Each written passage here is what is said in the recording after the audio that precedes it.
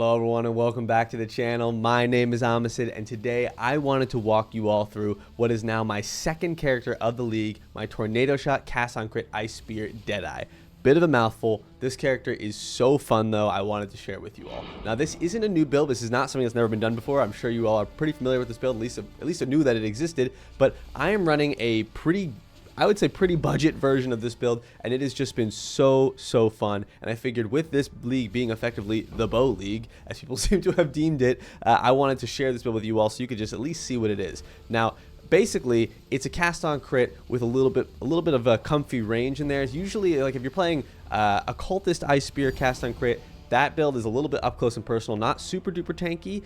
This build is definitely not tanky. If you choose to play this, you will die. It's going to happen, I guarantee it, probably at least once a map, but it is a really fun play style. Now, it's just projectile mayhem all over the screen, and it does give you that buffer of range, and it does give you that buffer of cold damage, but it does not give you a huge amount of tank like the Forbidden Right cast on crit version of Occultist, which is just like a giga tank, you know, just like a mortal.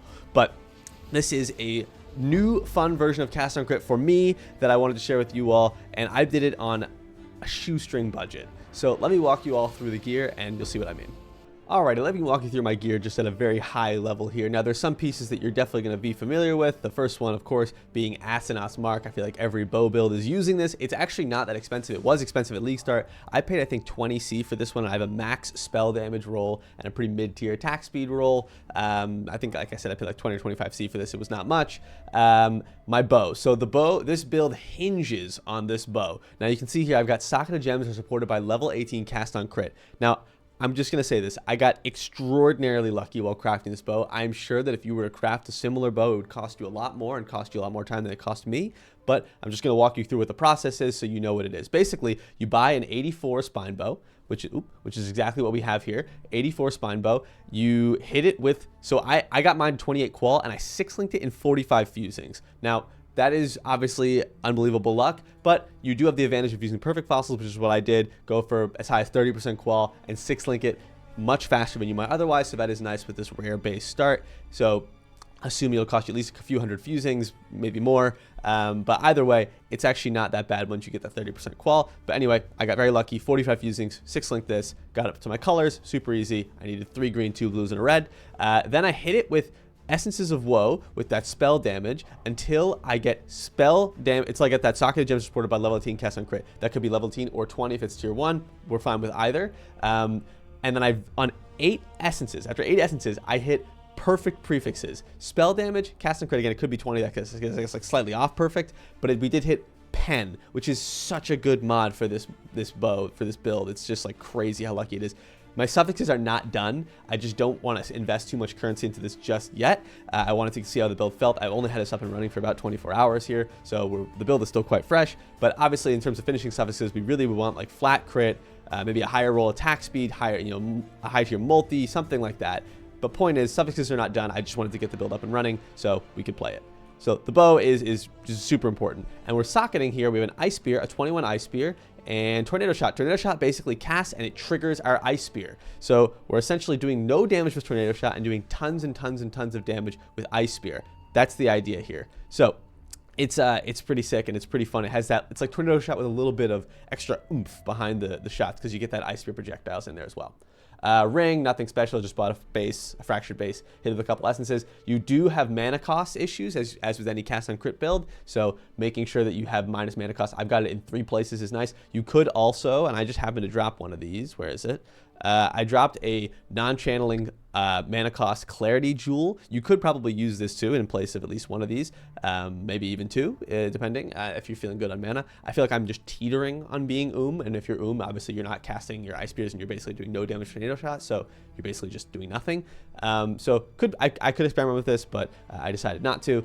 And anyway, so Amulet, +1 cold skill gems, just juicing up our Ice Spear, nothing much to say there. Mana cost again. We have Frostbite on hit. We are getting 3 sources of curse. So we have Frostbite here, we have Elemental Weakness here, and then we also have a Sniper's Mark on hit. You could experiment with putting Sniper's Mark in your helm, but I did Sniper's Mark on hit in my gloves. And we here, you can see, we are literally pathing to Whispers of Doom.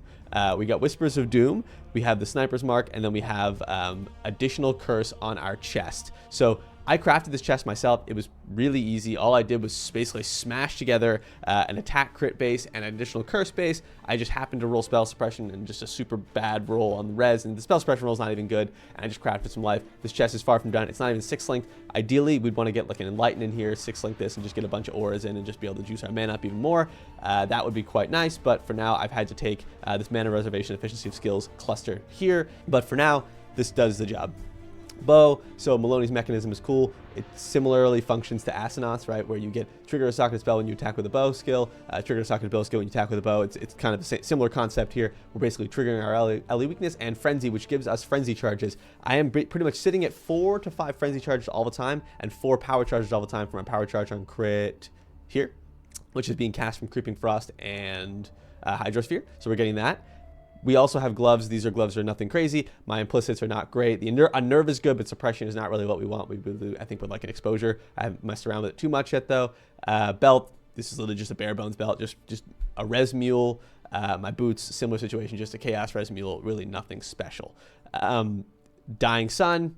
Standard for a bow like this with projectiles is quite nice. And then I've got a diamond flask, a jade flask, a quicksilver, and a life flask. Really nothing crazy. Now looking here, my tree is not optimized. Really, I should have a second cluster set up and probably move some of these points into that with like a what's that node called?